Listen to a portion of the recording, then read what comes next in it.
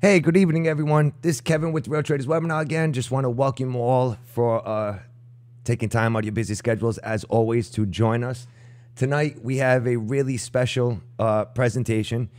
As many of you know, I did see some people mention how they had missed Philip. I did see a comment that you had missed part 3. What we'll do is we'll put together the whole series for you. And we're actually going to be doing something special with that, which you should get within the next few days by email, where you're going to get all the parts of the series. So as you guys know, we've had Marc Nicholas from Day Trading Zones and Kevin McLean from Merlin Capital Management. And what they've done is they've come on now multiple times. This is going to be the 4th time. And instead of just covering the same stuff as a lot of people do, what they've done is they've built on their previous presentations and the times they've joined us. So tonight, what they're going to be doing is building on what they've already taught us about credit spreads and options. But tonight, they're going to be talking about defending your options. They're going to be talking about iron condors, a lot of the things that you guys have asked for. So just to make sure, can you guys hear me okay? If you guys could just put in, let me just do a test real quick. If you guys could just type into the chat box, if you can hear us. Okay, great. Just wanted to make sure some people, all right, so that must have been from earlier when we were starting. Okay, great. Okay, hey, Susan, Louise, Andy, John, Michelle, Joy, thank you so much, guys, and everyone else. Okay, so without further ado, I'm going to stop talking and let's bring on Marc and Kevin McLean. Guys, are you there? Yeah, good evening, everyone. And I don't know if Kevin is around. I'm here. Good evening, Marc. Good evening, everyone. Kevin and I trade real money. We trade real money on a daily basis. Kevin is an hedge fund manager, and I used to work for an hedge fund, and I am the founder of the DayTradingZones.com. What we are going to do, Kevin and I, tonight is show you the before you place the trade and while you are in the trade. So what are the steps before you get in the trade to avoid a bad situation or minimize a bad situation? And when you do have the bad situation arising, how you can mitigate or defend. I will show you also, this is my P&L on the small account today, 2,448. Small account, small size. See the SPY made about $1,200.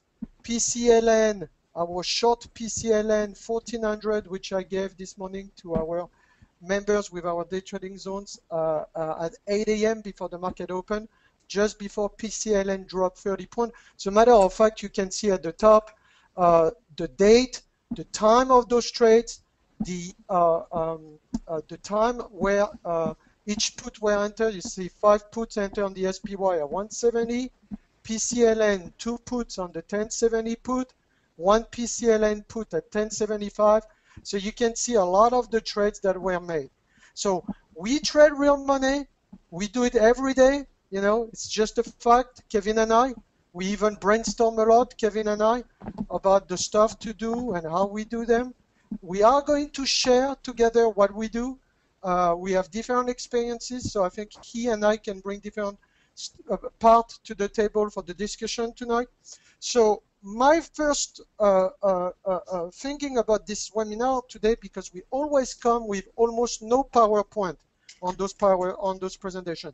It's pure chart, pure money, pure discussion of what we do in the trenches on a daily basis, everyone. So one thing that you have to think here, okay, when you trade every day, you are going to start by doing your analysis in the morning. And it is key in the morning that you find support and resistance that are going to help you to have high probability trade before you even place trades.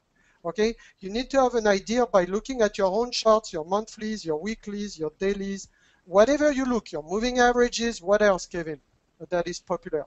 The market profile stuff. So market profile. Mm-hmm. And so whatever is it that you guys use, you come in the morning, I wake up at 5:45, 6 a.m., and I start pounding analysis. Most of the time, I am the one doing it, or Mike, a 30-year trader that works with me. And we feed that to the institutions, clients that we have, prop firms and small hedge funds, and then the retail public by 8 a.m.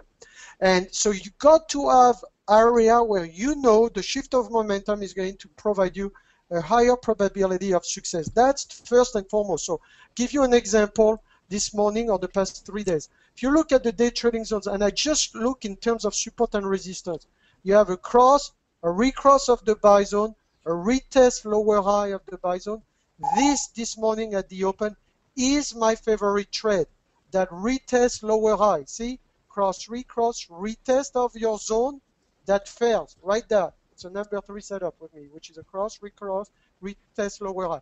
That is my favorite trade setup that works all the time on the zones for me. Okay, and also we use other trade setup that I'll show you in a live webinar.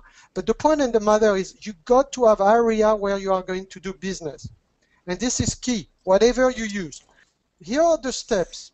So we are going to do it in 2 parts. Before you place the trade, you need to think about.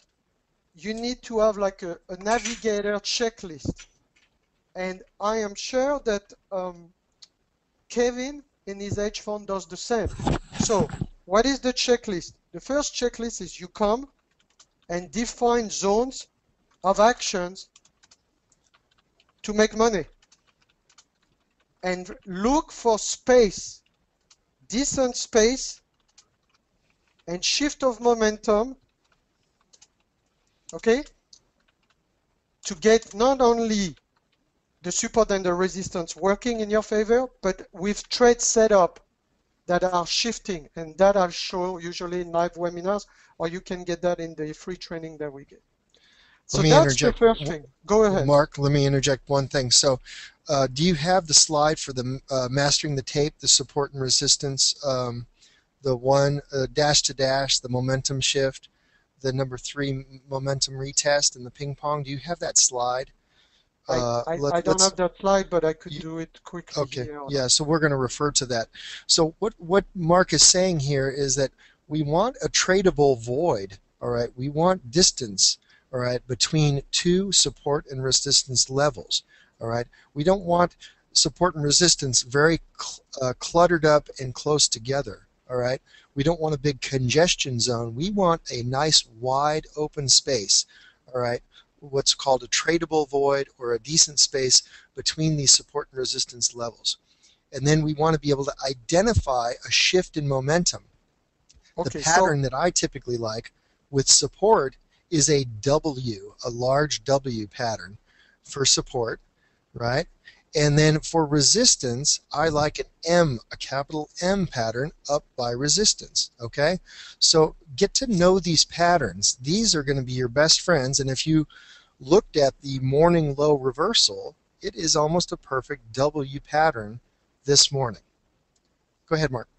So essentially what we are looking is for a shift from a cross below a support to a cross above the support. So they went below, did a 63.75 touch, and recrossed the day trading zones line, which was the first sales line, and there was a lot of support, a lot of space below that. So you know they are going to fight that line. So they recrossed that line at 63.75 and the 66, and then they proceeded retesting the 76. Same this morning. They go a little bit above this 83.5. They might do a double top, like it shows here, Kevin, or it could be a shoulder, head, and a shoulder, and go down. Whatever it is, the entire pattern is a cross and a recross. That's a number 2 for us. What we like also is that retest, if they come back and retest that zone a little bit above and a little bit below and create that lower high. Now I know they are going zone to zone. Do you understand, everybody? That's it. Just remember those 2 for now. I'll show you another one, which is the ping pong zone when we are in ping pong and cluster high, cluster low. But right now, tonight, all I want us to realize is that support and resistance are only powerful if you trade them around shift. Because if you chase a resistance or a support, you are going to lose. you are going to lose, because what happened, like Kevin showed, he likes the double top. I like the double top or the head and shoulders because the market makers are very good at going above the resistance, taking all the stops, and then they recross. And they might recross as a double top, at a head and shoulder, or just a simple cross, recross, retest, lower high, boom. Okay? And that's that lower high. If you look at the trade, day trading zones here, it's a lower high retest that has been very powerful for me. Yesterday they did a cross recross, then they retested the 88, and then intranight they had the open the 83. Can everybody see this? So it's a series of lower high within the buy zone. The top, the middle, the bottom of the buy zone. When they reach that bottom of the buy zone, I know we are with lower, I know we are due to test the low side of the caution zone. And that's exactly what happened. And then what Kevin mentioned is they did a double bottom after that, right? They did a double bottom. See, notice they did a bottom at 64. They did another bottom with 2 ticks more, and they created that shift of a double bottom cross recross of the day trading zone 66. Can everybody see that? Because I don't want to spend a lot of time on this. This is the first condition before you defend any options or any trades going against you, is to know your support and resistance and to know your shift of momentum. If you don't have that, essentially in a very real way, without knowing it, you are gambling. Because you are going into the market emotionally when the ring bell without a game plan, without a map. And Kevin and I and all the professional traders that have traded for almost 20 years, they wake up early and they create that map for the rest of the day. Does that make sense, everyone? Cool. While you've got this up there, Mark, I also want to, let's make note, guys, this is a 60-minute chart, okay? So what do we have? We've got a map of the big picture, okay? So we're not using 1-minute charts, right? We are using a 60-minute chart to get a really good a handle on what direction the market is trying to go, all right? So get a handle on the direction, and then you've got to have targets, all right? And these day trading zone levels are impeccable targets day in and day out. So next stage, after you have your support and resistance, here's what you need to understand, which will be key. You need to structure your trade with the right amount at risk, dollar-wise or percentage-wise. The problem with a lot of traders in this room, and including me in my career, is each time I had to defend a trade that made me nervous. Is it fair, everybody, that we can say that we all took a bigger size than we should? Yes or no? Typically, traders will have to defend a size that makes them nervous after being a trader at least a year, 2 years, 3 years, 10 years, 20 years like us with Kevin, only if and because you took a bigger size. That size is making you nervous, and it makes you, and you are trading more for your account than your account can sustain. So, hold on, Kevin, I can hear you moving. Okay, sorry. Okay, so here's what happened. When we take, Kevin can jump in and say, but when I take a directional trade, I never risk more than 1 or 2% of the capital invested in that trade. Okay, so I'm going to show you how to figure proper sizes. See, you're going to get a PhD on everything today. So what I do usually, if I have a $10,000 account or $10,000 position, and I want to risk no more than 2%, it's going to be a $200 risk. Okay? If I have a $200 risk and I look at my options, and I look at the stop loss on my chart, and I figure, I'm not risking more than a point.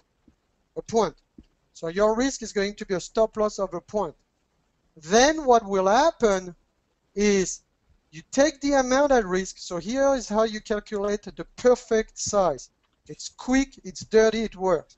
The perfect size to respect your amount at risk and stop loss from your charts and your zones equal amount at risk percentage-wise, okay, or dollar-wise, divided by the stop loss. So in this case, it would be the $200 at risk divided by the stop loss of 1. That gives me a maximum of 200 shares or 2 contracts on the options market. Are we clear for directionals? It's quick, it's dirty, it helps you before you get into a trade, before you get into trouble, okay? Because we're talking about defending. The first line of defense is to defend before you even place the trade by doing steps where you have the right size, you have the right zones, you have the right analysis. Does that make sense? Cool. So now, the last thing that I do, I choose and define which market, which instruments has the largest space, like Kevin mentioned, between a support and a resistance to crush it. And to me, this morning, it was SPY and Priceline, PCLN. And again, like you've seen, we put our mouth where our money where our mouth is. We open that right at the open. That's confidence. If you have confidence in your processes and your support and resistance, you place your own money. Okay? Even if it's small sizes, you put your own money. See, 5 contracts on the SPY, 2 contracts on PCLN. I did a contract on PCLN. Blah blah blah blah blah blah blah blah. Okay? At the end, you make $2,400. Okay? And that's the bottom line. Okay? So these 3 steps, they are not complicated, but you should do them religiously every day. Now, Kevin, who is an hedge fund manager, he made it very easy, and he makes it like a lot of very successful hedge fund managers that I know and I consult with and I work with. He only trades the SPY. And he doesn't trade, he will never go trade a PCLN, a Google, and an Apple because they are too dangerous and too fast. Right? Indeed, yeah. Get a market that fits your personality, and just trade the heck out of it every day. Marc is talking about risk management here, so we're talking about trade size, okay, and trade location, all right, because the location that you place that trade at support or resistance, that is going to give you an edge, okay? And so, you know, risk management, it's all about trade size and trade location. So here's what happened, everybody. After you go into the market and you've done those 3 steps, nobody in this line of business that we are in, nobody is going to have a 100% win ratio. And nobody is going to have perfect trade each time. Okay, like you look at mine this morning, again, there's the good and the ugly. You know, I lost $248 on Apple. Was that a well-defined risk? Yeah, I had only 3 contracts. Does that make sense, everybody?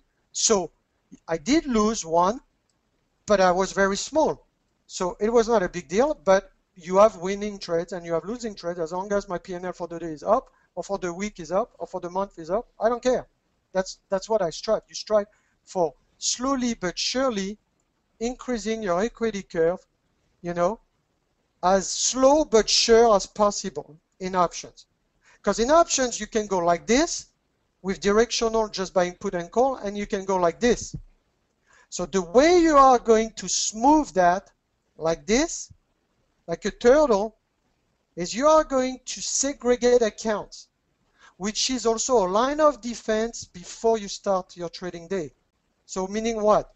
Do you have an option account where you have an option account where 70% of your total cash assets are into selling time decay to receive weekly and monthly income, with 68 to 95% chance of success with credit spread, naked put, strategies that have time decay involved?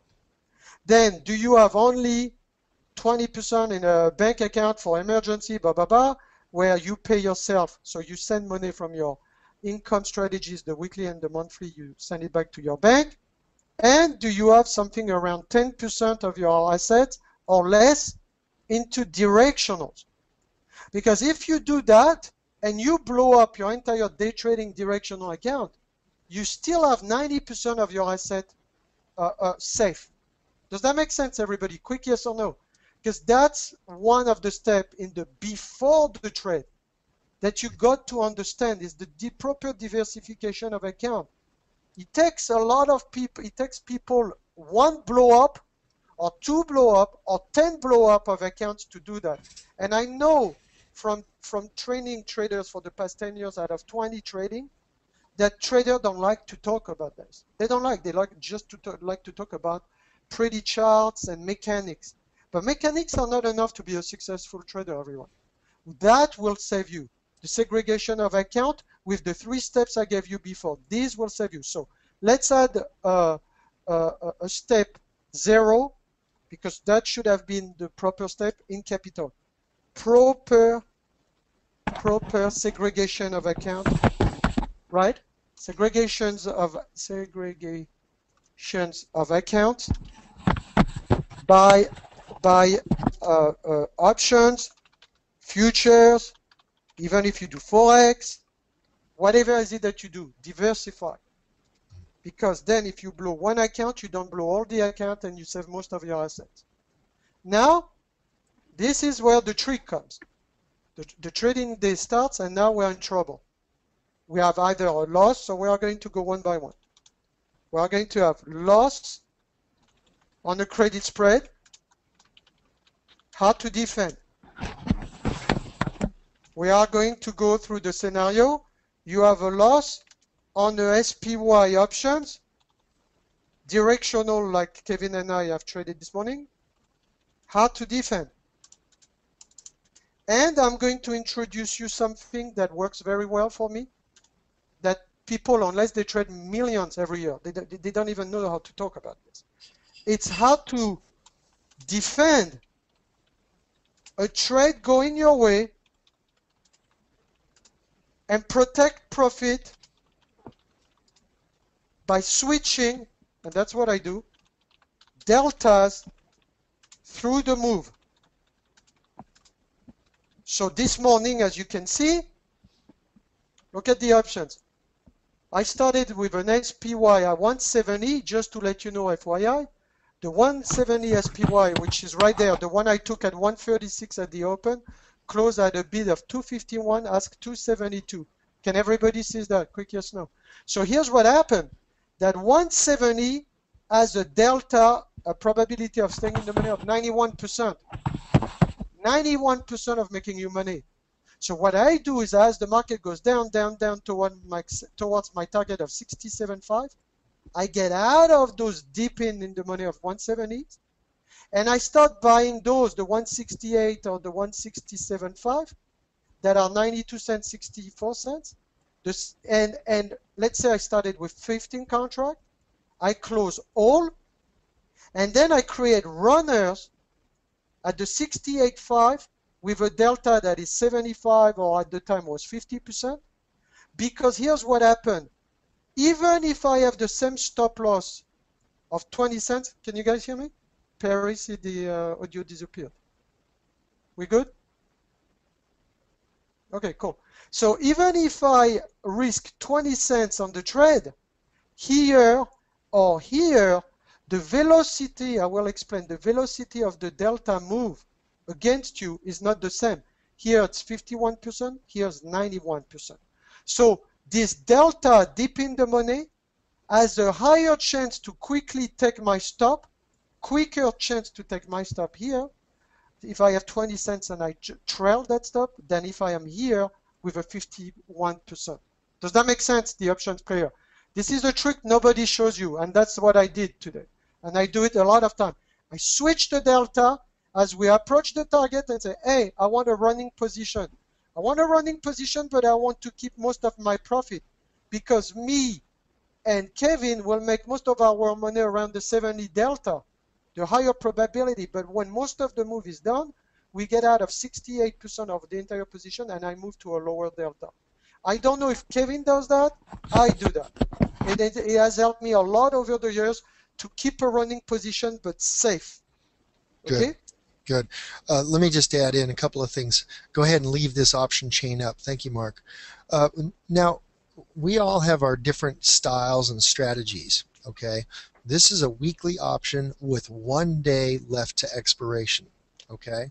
So for you option traders out there, time decay is very rapid right at the end, okay?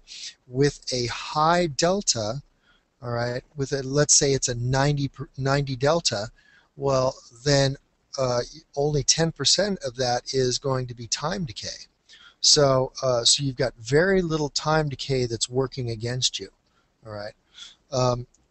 That's one of the benefits of using a higher delta.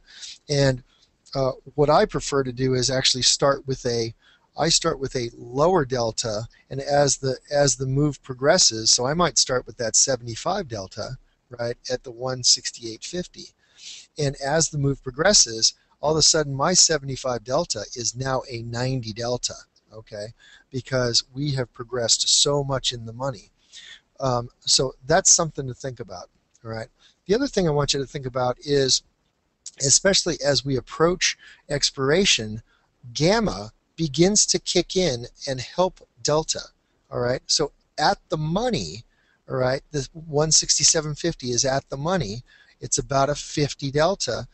Gamma is the strongest at the money, all right? So this today's play, at the money it was 50 delta, but gamma was about 8%. So you had really, you're getting a 60 delta play for the cost of a 50 delta, and look how cheap that is, right? 64 cents. And this thing doubled on us, right? Very quickly. Went from 64 cents to $1.35, $1.38 within the first 45 minutes of trade today. Now that's kind of an uncommon move, but it does happen. And especially toward the end of the week on a Thursday or a Friday, when you are close to the end of the expiry cycle, gamma really kicks in at the money, okay? So depending on how much risk capital that you have, I typically don't leverage more than $50,000 to $100,000 every day, okay? And I'm trading 100 to 400 contracts of this at the money, okay? So gamma really helps out at the money. And the second point that I had made was that time decay is working against you in this front week, okay? So if you want to hold a position and you're concerned about time decay, then you can go out to the next week, all right, 8 days to expiration, or you can go out to the front month, okay? All right, very good. Thank you, Mark. So again, don't. I know a lot of people are asking questions about the Greeks. Don't really worry about the Greeks. Maybe we'll do a part 5, part 10. You know, we'll try to do those at least once a month, where we'll explain the Greeks to you. But the only Greek and only most important number you have to understand is this one. It's the delta, the probability of staying in the money. It's your delta times 100. Yeah, and don't mind us. We're just big nerds, you know, so right. Don't mind us. So the gamma and the theta is important when you become better for managing portfolio, but as far as you are concerned, and I do it every day, just with the delta, as we approach the expiry day of Friday, I'm trading at the money or one strike out of the money, because I do not want, if I'm wrong, to have a 91% velocity. See here, look at this. If I have 20 cents stop loss, which usually I have for my directional on SPY, okay? If I have a 20 cent stop loss, or a little more, but around that 20 cents, if I take a 91% delta, it means that for every dollar move on the SPY, the premium is going to move 91%. I would rather on Thursday and Friday, because of the time decay, because the market is a little more jittery coming to the expiry date, to be, I don't give you an exact delta, because it's one strike out for me or at the money, but let's say usually speaking 40 delta to 58 delta or 55 delta. This is half of the velocity of this delta. So yes, I'm not going to make as much money fast if I'm right, but if I am wrong, which is the reason we are all about defending our trade, if I am wrong on Thursday, Friday, that 40%, 55% velocity of my delta is a half of a dip in the money to get my 20-cent stop loss. Does that make sense? Yes or no? Because we bought those puts this morning at the open based on the zone, the cross, recross, the lower high retest. We had a lot of space. We bought those puts right away on price line and on SPY, right at the top of the market. You know, we show you the money, we showed you the entry, which nobody shows you. But the point for us is to give you a real money example so that you better learn, that you're more eager to learn.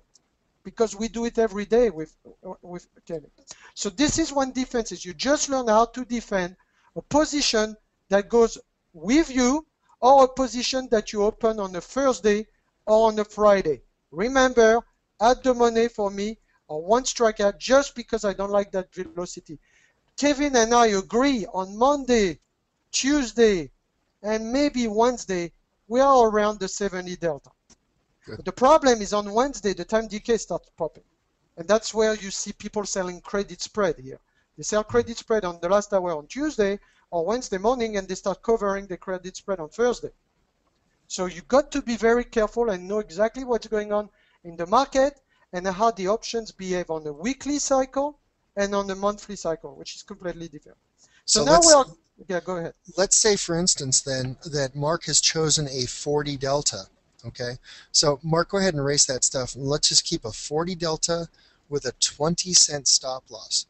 Okay, so for every dollar move of SPY, all right, with a 40 delta, he is going to make 40 cents. Okay, that's what delta means. All right, so for every dollar move on the SPY, he's making 40 cents. All right, on a 40 delta put. All right. And so if he has a 20-cent stop loss, then that is a 50-cent move against him. All right. So when he's talking about how, you know, prices wiggling all over the place, this gives you plenty of room. All right. That's 5 ES points as a stop loss. Okay. So just to give you an idea. All right. So that is a huge stop loss. And we've seen statistically, if you open up your stop loss, all right, and give yourself more room, then you get a greater percentage of winners. And that's what we want to do, is we want to skew the probability in your favor. Okay, thank you, Mark. Did you guys understand what Kevin said? Because this is like so crucial, I couldn't even say better. Everybody, yes or no? This is so critical right here. It's critical right there, because what it's showing you essentially is that with that 20 cents and that delta, I'm putting the equivalent on a 5 ES point stop loss, which most of us do not have the account to do. So remember the equivalence, 5 contract SPY weeklies at the money usually equal 1 ES. No, actually 10, right? So the point is, your capital requirement here is $500 or $350, right? The capital requirement for 1 ES is $10,000. And in addition to that, you are going to put 2 points stop loss, which you're always going to be stopped, because most of the hedge funds screw you, excuse my mouth, because they put 4 or 5 point stop loss on the ES. That I know for a fact, because I work with them, you know? And so what Kevin explained is critical, because my 20 cents in relationship to 1 point move on the SPY would be 40 cents, right? So this is huge. This is huge, because it would take, what, half of a point? This is, you are trading this SPY weeklies is a great substitute to your E-minis in terms of capital, rate of return, and risk.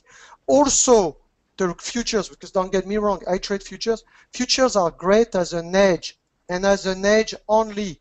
If intranight I am short 50 contracts, puts, like I bought puts, I'm long, sorry, 50 puts on the SPY, and intranight we go up, they found a resolution here with the Congress, I'm going to be screwed at the open. So the only way for me to mitigate that is to buy some ES or some TF or whatever. Right. Something that is going to offset that loss at the open. So that's another way to defend a losing trade also. That is so what Marc is saying is that he's using the futures, he's using the E-mini S&P as a hedge, all right, to hedge his overnight, because he's short overnight, okay? He's short overnight SPY via these puts that he's got, all right? Now, we're talking about a lot of directional stuff now because we want to introduce you to this idea of delta, all right? Because delta really directs us to probability, all right? And what we want to do is we want to set these probabilities in our favor. And the funds that are making the big money are selling premium, all right? And so we're going to segue into this selling of premium. So thank you for bearing with us, talking about directional stuff initially, okay? But what it does is it gives you a platform of thinking, all right, about delta, all right, about this fine-edge sword, all right, at a 20 delta. I'm sorry, at a 90 delta, it's a very sharp razor-edge sword. At 20 delta, it's dull like a butter knife. Okay, so so we want to. That's why we're talking about this directional stuff, because when we talk about selling premium, okay, which I think we're going to segue into that next. So let's talk about selling premium. That is, delta is so critical. Time decay is so critical. All right, the time of the week that you're placing these trades, the rate of decay. This is all very important. Go ahead, Marc. So now we are going to talk about spread. So we explained to you how we defend the directional on the SPY by properly entering the right deltas. We talked about size, we talked about zones, we talked about preparation, segregation of accounts. Now I want to go over the credit spreads. Because the problem with the credit spreads is there's 10, if you do 10 spreads, on average, a credit spread, if you take a 68 to a 95% chance of success, well, it is what it is. It should give you a 68 to a 95% chance of success. My problem that I always explain to everybody is that if you are too much into the deltas and the one standard deviation to the standard deviation, they work for that day, they work for that week, but they don't give you the big picture of the zones. See, when those zones were here around the 1692, and you look at your delta, well, I assure you, you were looking at your delta on the SPY, and they was telling you that you had a 80% or 70% chance of staying above the 170, the 169. Well, they don't show you those shift of momentum, the cross, recross, the retest, which are based on many, many weeks and many, many months of data, which are the data of price action.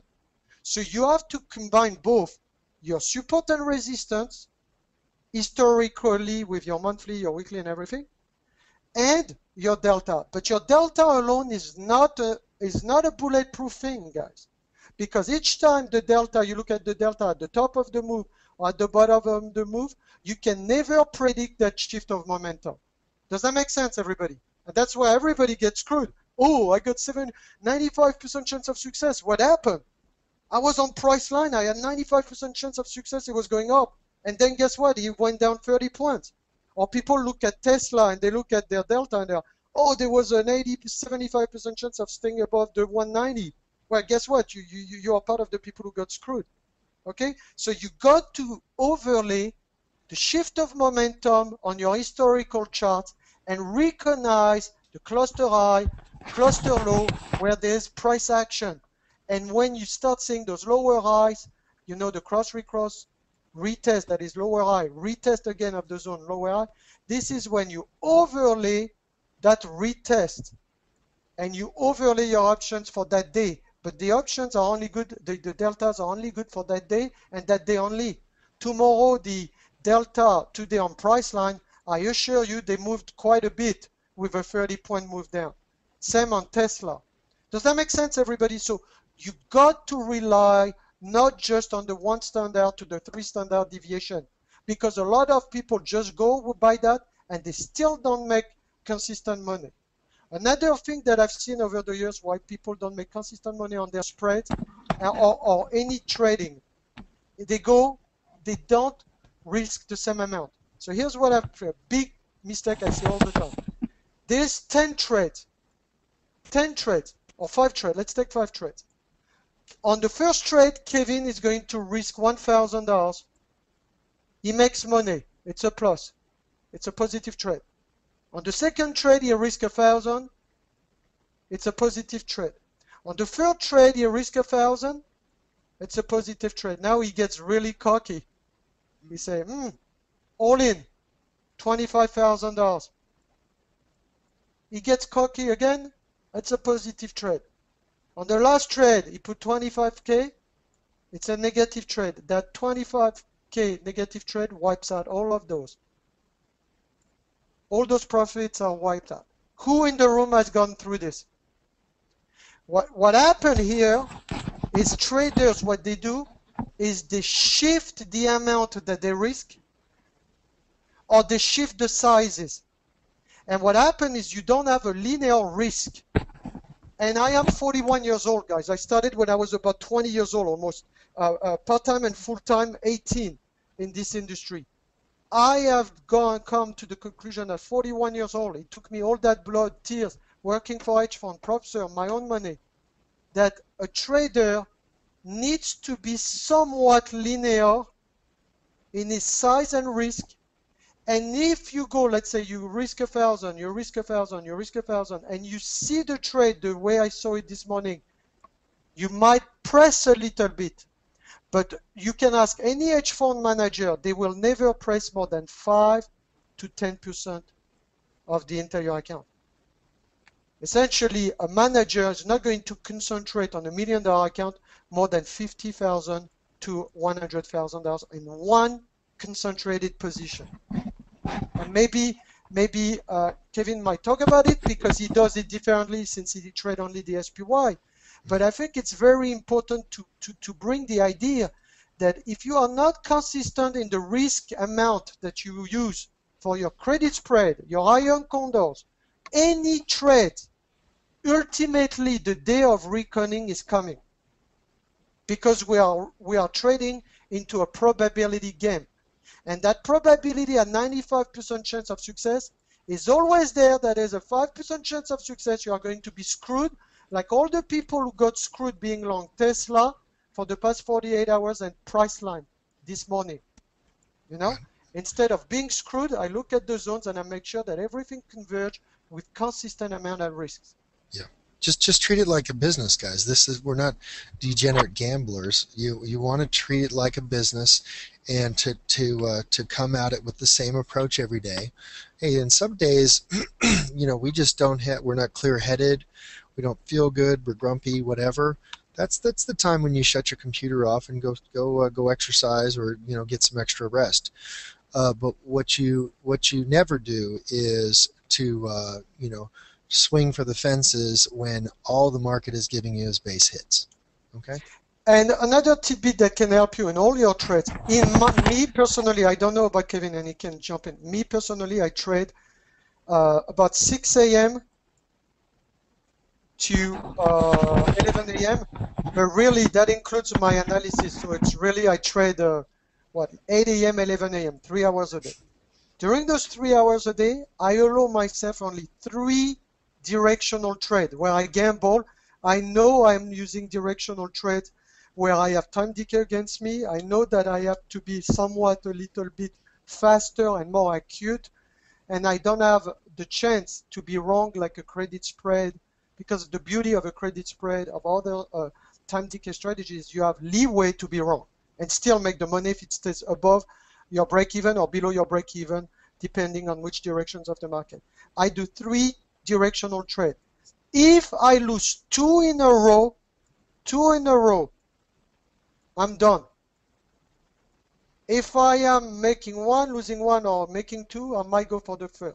So that's also a rule that usually helps me to not overtrade and overblow the accounts. And another thing that I do between 11 a.m. and 12 is I look for time decay.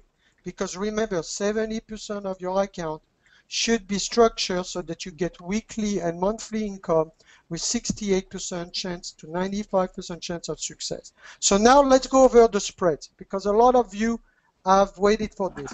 Just curious in the room, who only does spreads? Say me. Who only does time decay? Just curious to know who is who in this room. That'll be interesting. Who only sells time decay? Nothing else. Just curious, out of the hundreds of people, how many we are? And I bet you, Kevin, it's going to be less than 20%. Watch it. Okay, let's see. 2, 3, 4,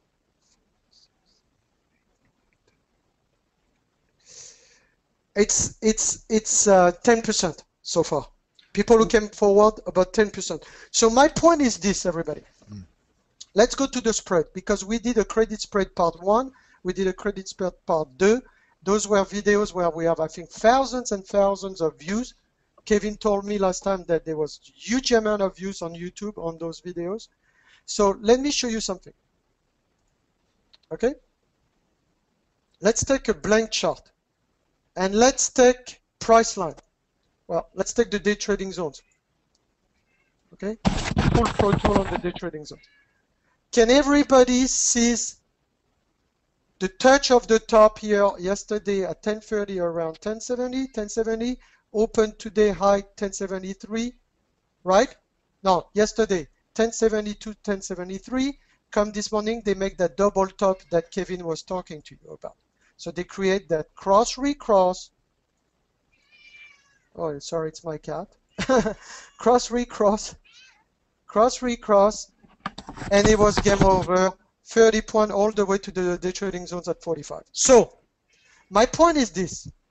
If you don't want this crap that happened yesterday, up and down, same on Tesla, the best thing that you can do is do a credit spread where you sell a call spread, and I did, and I said at 8 a.m. on the members area. By the way, it's not just me talking, it's right there. Look, this is the member area posted by 8 a.m. FYI, look for a potential 1.5 standard deviation call spread on PCLN for the week. If the entire markets move down, I took one yesterday, 1090, 1095, target 1055, 1040. And price line tanked right on 1043. Can everybody see that? Quick yes, no. So, if your assumption is price line is a little bit over pushed here, just FYI, price line for the past 3 days, 4 days has pushed about 73 points from 1008 to 73, so about 70 points. So you know there's a cross recross retest of the support coming. So if it happens, the way I start, and you've seen it on the members area, the way I start is I start safe, which I go here at 1095, selling the 1095, 1090, 1090, 1095. I got over a buck, okay? And when I wake up this morning and I look at this trade for a directional trade, I want to see my credit spread making money. If my credit spread starts making money, I'm saying, I am into something. So essentially what I do for defending trades also is I use a small size on credit spread as a bet to test the market maker and test the price action.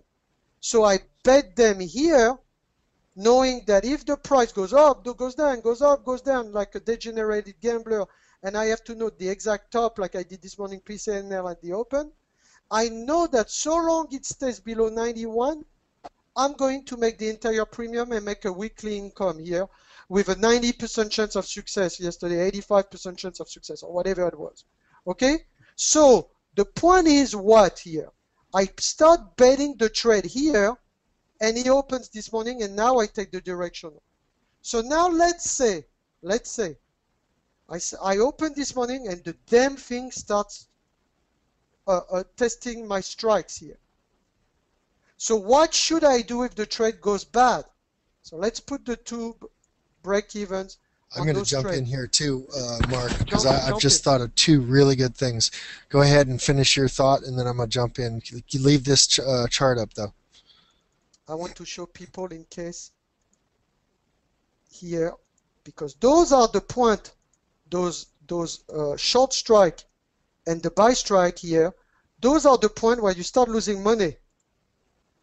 So long the trade stays from 75 to 95, which gave me a 20 point safety of margin, I make the money. But now let's say I woke up and it goes up, it goes up, it goes up, and shit, it's testing me.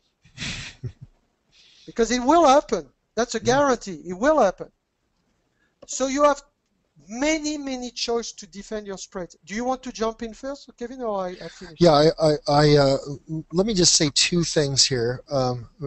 Your day trading zones, go ahead and pull up that daily analysis where you had said where you want to place the strikes and what your target was.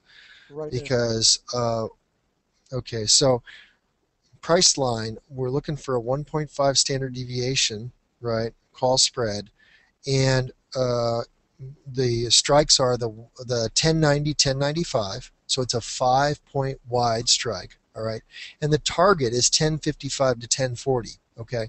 So go ahead and go back to the price chart. Okay. So when we get this double top, all right, so big question, well, when do I put this call credit spread on? When do I put it on? When it retests the high. Mark, will you circle where it retested the high? All right. No, that's the high. There you go. Retest. That's it right there. Okay, so that's when I'm putting it on. All right. When it retests the high. All right. So as soon as it comes up, retests that high, I'm putting that spread on. Why? Because I'm going to get the best credit at the highs. Okay, so as it retests the high, or if it puts in a lower high, that's when I'm putting that call credit spread on. All right. Us professionals might put it on that first test, okay? But I'm telling you, for you guys, you want to put that on the retest, okay? When it comes up in double tops or double tests, all right? Put that credit spread on. And where do you have the target? As soon as price came and slammed down to that 1050, 1045 area, okay? As soon as it came down there, then you are going to take that spread off. You're not going to sit with that spread, all right? Because we might just bounce and grind up higher, and all of the credit that you've gained on that, you may lose that again, all right? So initiate this call credit spread, all right, at resistance levels, all right, and take it down, all right. Go ahead and buy back that credit spread, all right, at the target. Right? Trust your targets, trust the process, okay? Do it with small money initially and gain some confidence, okay? Go ahead, Mark. Talk about how this is a good test as well.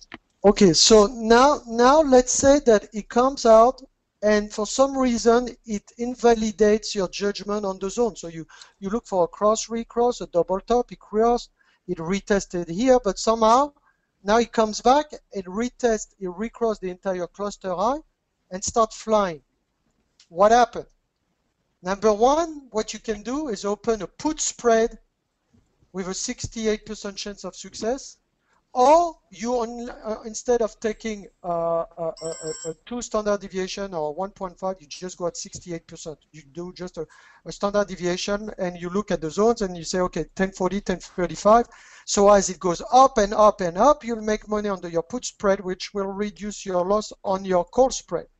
If you are really sure that this cluster was important and they pass it, you know, let's say it was a round number like the 1,000 price line. If you are sure, another thing that I do and people can do is you take out your short strike.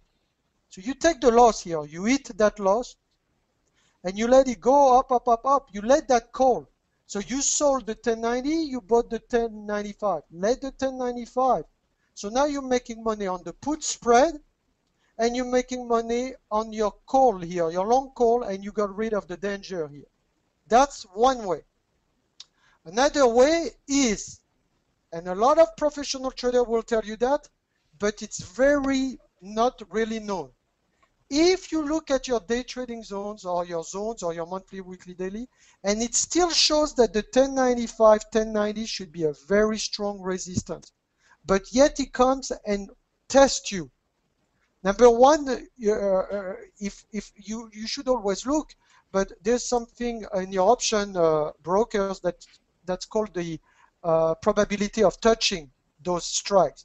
And usually what you'll see is that even if you have a 70% chance of staying below 1090, you might have the same 70% chance of being tested. So when it tests you, it finally tests you, and the chart still makes sense. The way to defend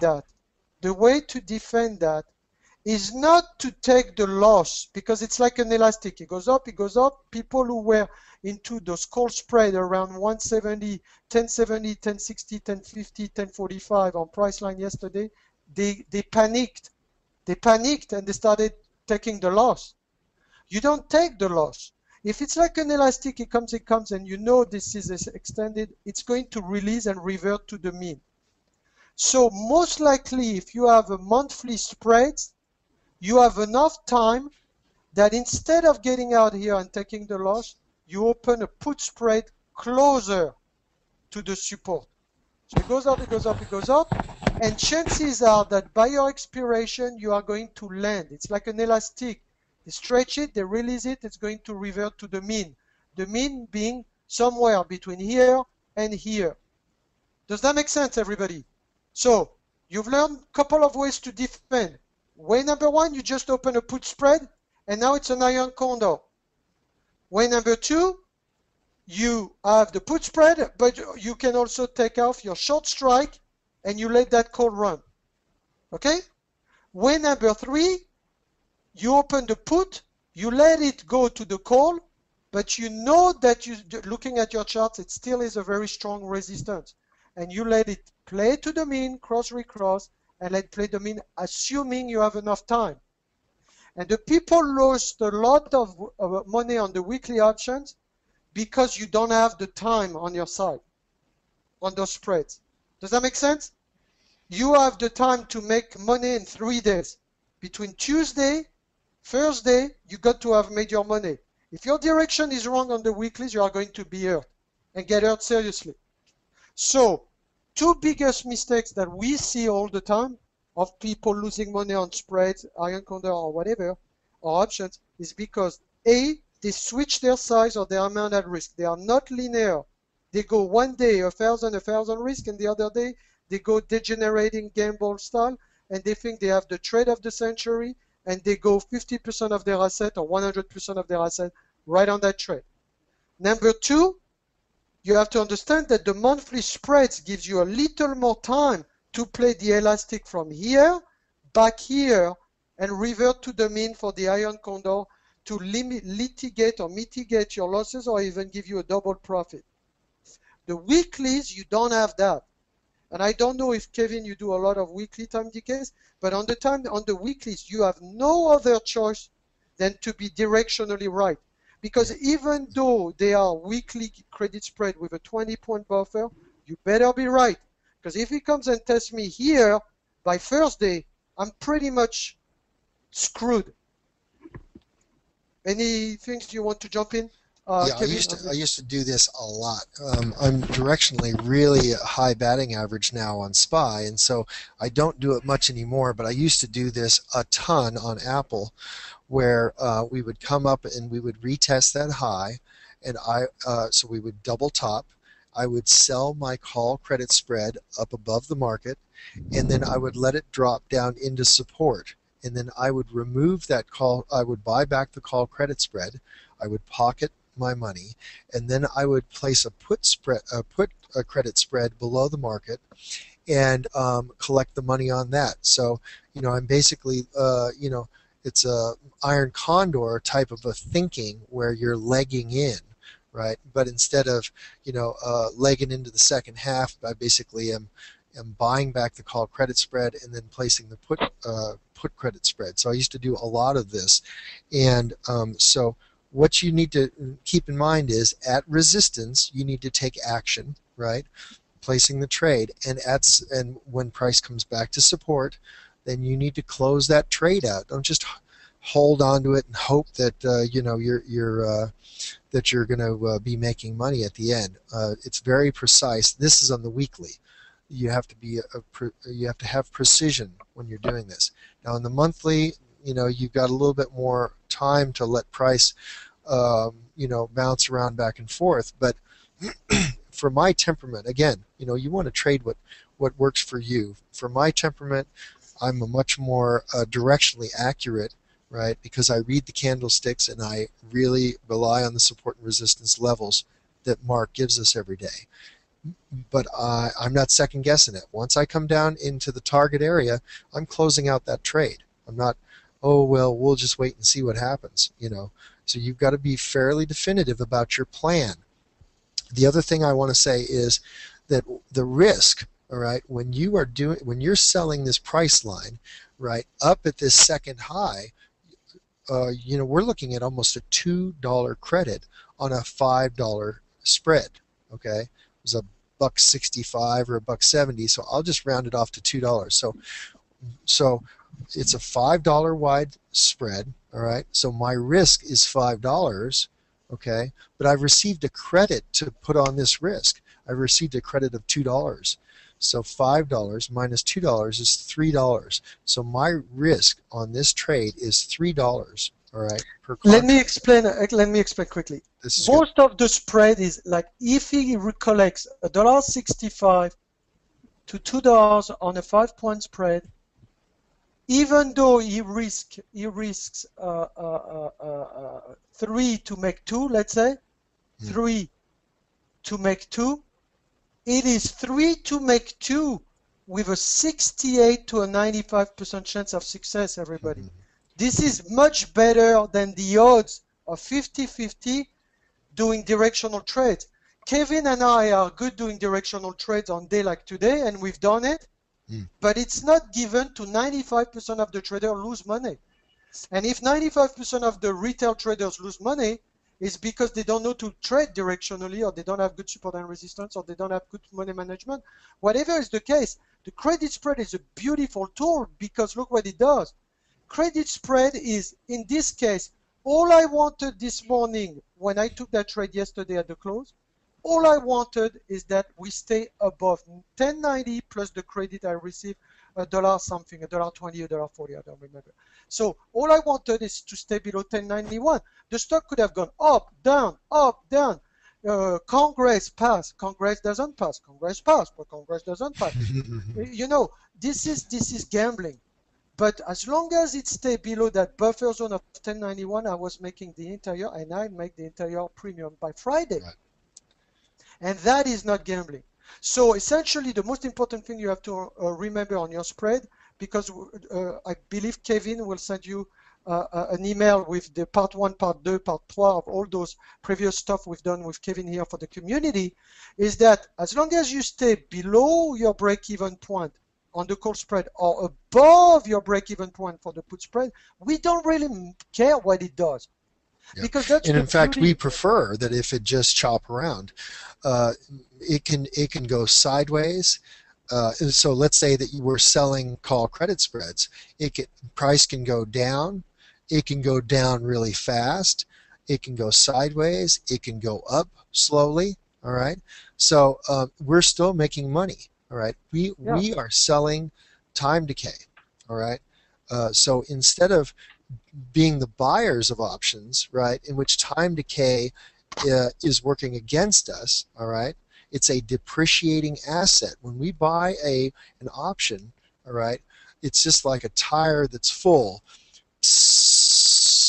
The air is leaking out of that tire, all right, and time is not on your side. When you're sellers of premium, when you're sellers of credit spreads, all right, you're receiving a credit, all right, to take on a risk, all right, and time is on your side. So if price chops around and ping-pongs around and doesn't really go anywhere, hey, that's beautiful because time is passing, all right, without price, without being at risk of a price move, okay? So you can win 4 out of 5 waves with this credit spread. Right, as long as price doesn't go straight up into your spread, all right, then or parabolic, right, straight into your spread, very fast, then you're going to make money on this call credit spreads. The key here that you have to remember is this. If you are slightly bearish on the move, I was bearish on this big 75 points on PCLN above the 1,000 towards the 1100. If you are slightly bearish, the beauty of this is even if I'm wrong and it opened this morning going from 1070 to 1085, let's say, or 1082, it doesn't matter. Friday, I still collect $1.20 or $1.40 or whatever it was. But the problem here with directionals, when I took those put this morning, I had no leeway being wrong. And this is where you people who have extreme confidence in their system and their processes and trade real money, like Kevin and I do, we take directionals. But if you are marginally not a good trader, or you have a job, or you have no time to watch the screen, that is the best strategy, because this thing could go down. You make the premium. This thing could go up so long it stays below the break-even of 1091. You make the premium. It stays sideways. You make the premium. When you take directional puts, everybody, I have no choice this morning for this thing to go my way. It doesn't go my way because there's a lot of up and down. Those are the very dangerous directional options to talk about price line. I want everybody to focus more like Kevin on the SPY to be consistent trader. So long you are not a consistent trader doing credit spread on the SPY or directional on the SPY, you have no business doing any of those crazy ones like Google, Apple, and Priceline and Tesla. Right. You see people go for those moves, they get crucified, they lose their account. You want to sharpen your skills with a $1 wide spread. All right. Once you sharpen your skills, then you can go to a $2.50 wide, a $5 wide. Okay. But we want you to keep your risk low. All right, with a dollar wide. Okay. So let's say that you're using a SPY dollar wide spread. All right, and that you've sold a dollar wide spread. All right, and they've given you a 30 cents credit. All right, for that dollar wide spread. Well, your risk now is 70 cents.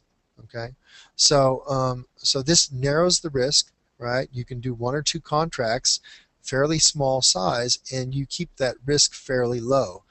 And as what we've discovered over the years is that when you have skin in the game, when you have a position on, your skills improve dramatically. All right. When you have too much size on, all right, then all of a sudden your nervousness impairs the vision of the market. All right. So what we want to do is keep the risk low, keep the size small, and so you can outlast the learning curve without going broke. All right.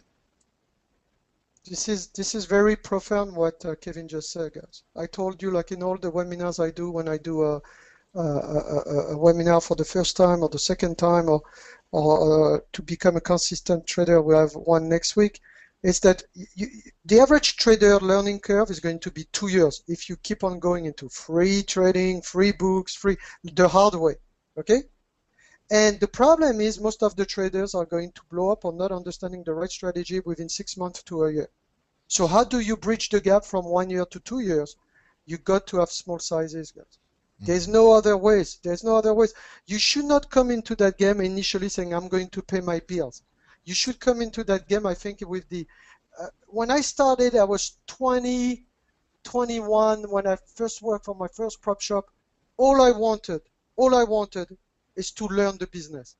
I didn't care. As a matter of fact, I didn't pay for 8 months. Because the first 8 months, I had to learn the platform. I had to learn... to trade small sizes. They started me at 100 shares, then 150 shares, then 200 shares. It took me quite a while till I built that to 10,000 shares. I had to earn my way to 10,000 shares. And I'll tell you something, I was blessed. I had a wife at the time. We had the deal that she will help pay the bills. She was working, and I will be the best trader I can be. And luckily for her, I have been that. Luckily for her, last year when we went through through a divorce, she got it back. But the point is this: you got to come with a passion, And if you do that with the money, I always tell people, you have to be passionate about the chart. I wake up at 5:45. I'm always 20 years into it, and I wake up and do my charts. And every day it's the same consistent and replicable process, but I never get bored because each chart, each instrument on my watch list is like a woman. It walks, it acts, it smiles differently.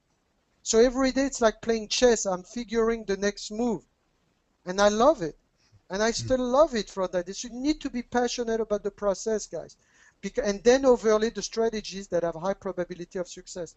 It's 9:18. Kevin and I will take questions for 10 minutes, and we'll wrap it up, everybody. It is imperative, if you have not seen part 1 and part 2 and part 3 of all those series, that you get into it, because they'll explain a lot of the basics. Tonight was a little more advanced, and as we go, we'll mix it up, advanced and refreshing. You know, a lot of people charge a lot of money for the stuff that we talked today, especially people, guys like us that do it with real money, and we just wanted to share. We want you guys to get that, because if you get it and you sustain your learning curve, eventually you'll stick around with us as a community. Yeah, and this is stuff that is gonna change your lives. If you're interested in trading, you know, you might as well go right to the best stuff. All right. Mark said you can bounce around and think about what your questions are, and then go ahead and post them. Okay. But I'm just pontificating here for a minute. But you can bounce around and go from one outfit to the next. And Mark and I spent a lot of time and money, all right, learning this business. All right. And the deal is that you might as well go right to the best stuff. All right. The most successful traders are selling premium. All right. They're initiating positions at support and resistance. All right. What do day trading zones do for you? All right. Mark does every day, and it saves me so much research time, is gives those support and resistance levels. A lot of times in the evening, you know, I'll text him. You know, he's in France. You know, I'm here in San Diego. I'll text him and say, hey man, these are my levels, you know, and the next morning I'm reading along, and sure enough, you know, those same levels are coming up on his day trading zones, and that's his independent analysis. All right, so we're coming up with the same support and resistance levels. That's one thing. Okay, the second thing is that we're initiating trades at those support and resistance levels. All right, so we're initiating trades, we're opening trades, and we're closing trades. All right.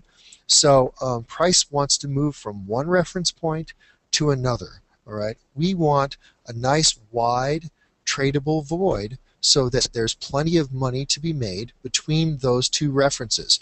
Price wants to move from one reference point to the next reference point. Okay, and what we want to do is we want to follow that money, all right, via a trade, either a directional trade, or if we're not very good directionally, then we want to sell some call credit spread or some put spread credit spread. Okay, trade location is risk management. All right, trade location is risk management. All right, trade size is risk management. Okay, you have got to manage your risk if you are going to outlast the learning curve.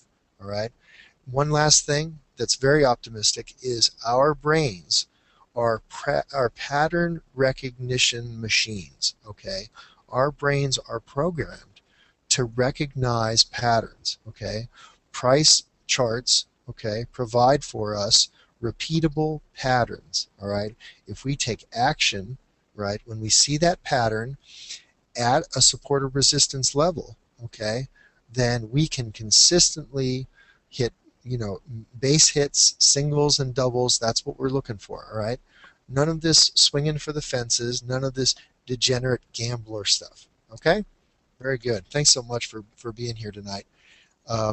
Questions? Yeah, questions. So let's go quick because we have a couple. Jean says, would it be better to increase the number of contracts since the premium per dollar is higher for a $1 spread than a $5 spread? That was discussed in part 1 and part 2. Essentially, here's what happened. If you want to risk a consistent amount, let's say $1,000, what you do is on a 1-point spread like the SPY, okay, 1-point spread, you are going to do, let's say, 10 contracts, okay?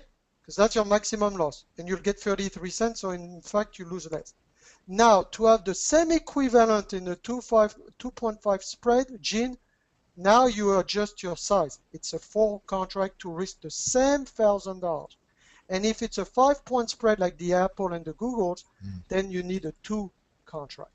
And you have essentially, by shifting the size, risk the same amount of money. And that's a big mistake that people do. They trade 10 contracts on the SPY, and that's a $1,000 risk. And now they trade 10 contracts on SPY, on Google and Apple. That's a $5,000 risk. Right.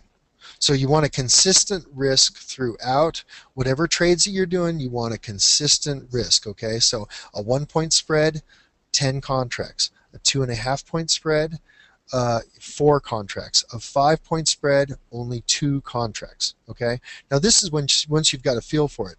I mean, I'm really recommending to you guys to use 2 or 3 contracts on a 1-point spread until you get this wired. All right. Okay, go ahead. So next question. So hold on. See, I'm opening large. We have a lot of questions coming. So I want to see if we can help as many people as possible, and they keep on scrolling up. So I'm trying to know.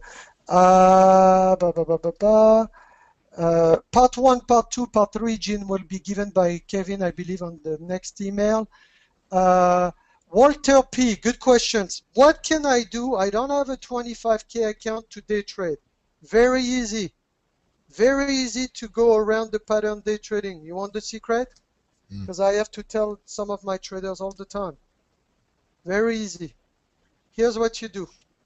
You open 2 accounts, 2 option accounts. You can open one at IB, which I urge you for the spreads because that's more commissions, it's cheaper, and one for whatever, wherever you want. I am not here to refer any broker. That's not my business. Right. So 2 accounts.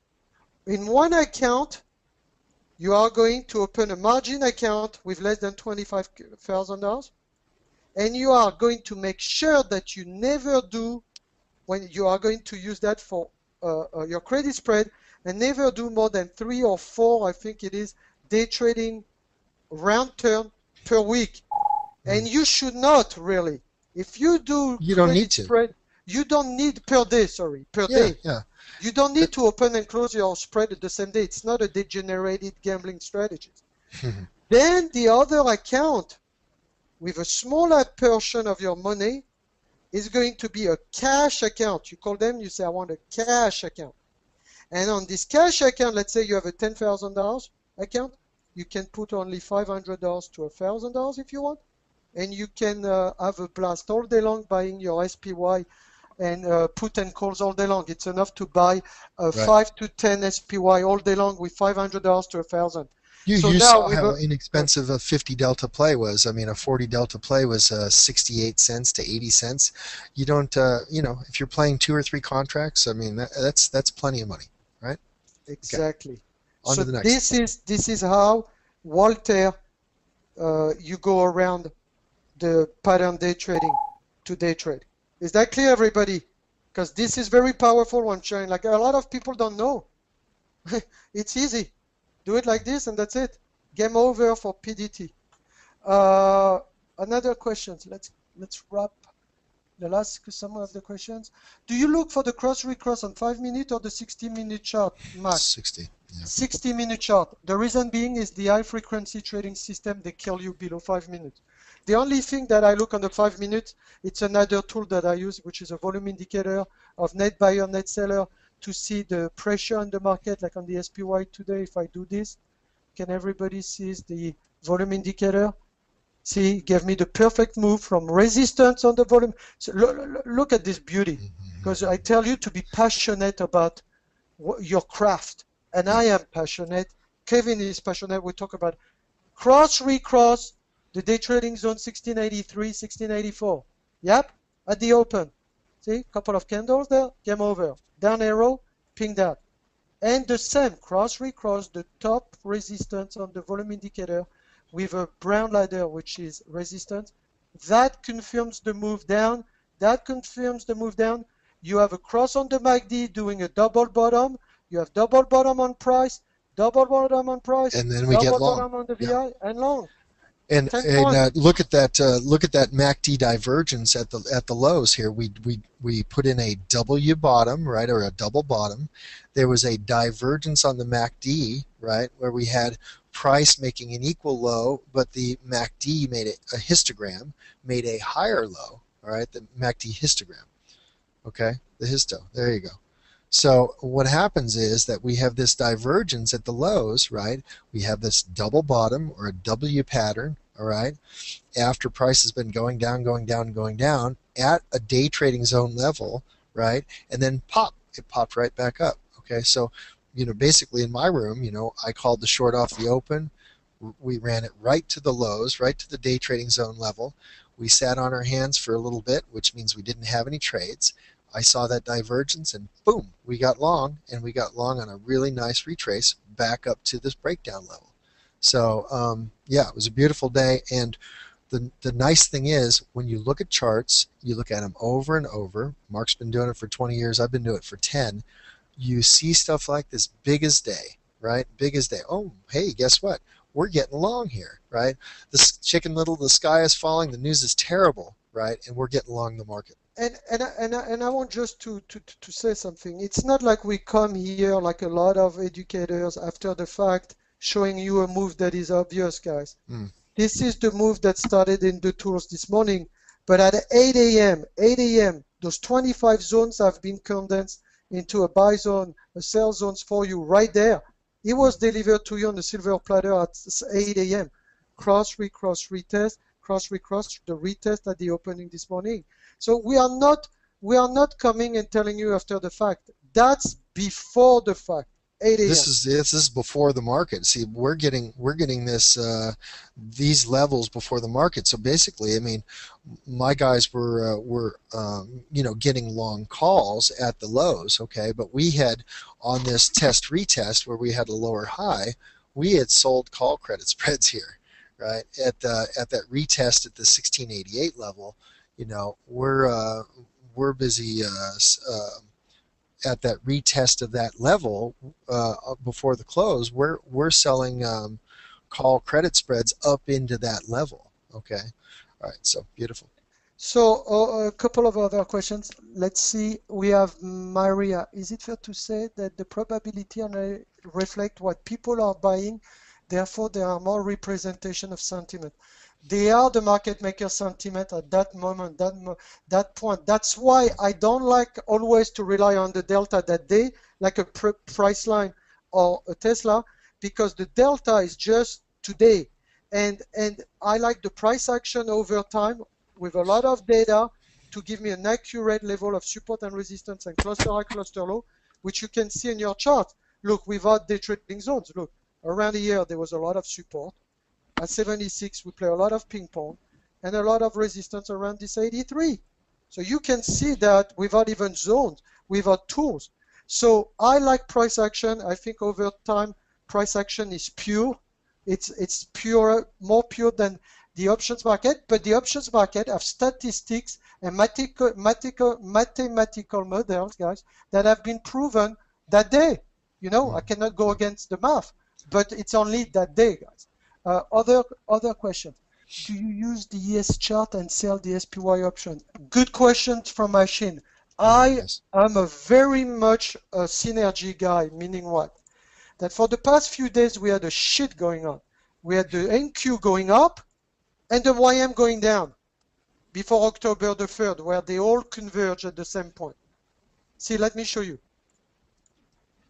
When I start seeing that divergence, see, look at the damn thing. See because this is where a trader lost a lot of money. NQ was going up, YM was going down before today, before the big drop, and finally we converge. Here, here, here. So what happened is ES and SPY were going sideways on the range of 70, 76, 83, but this was going up and this was going down. I like synergy between markets. That's why I have the trade navigator there. Because this morning, you see, they all cracked. Right.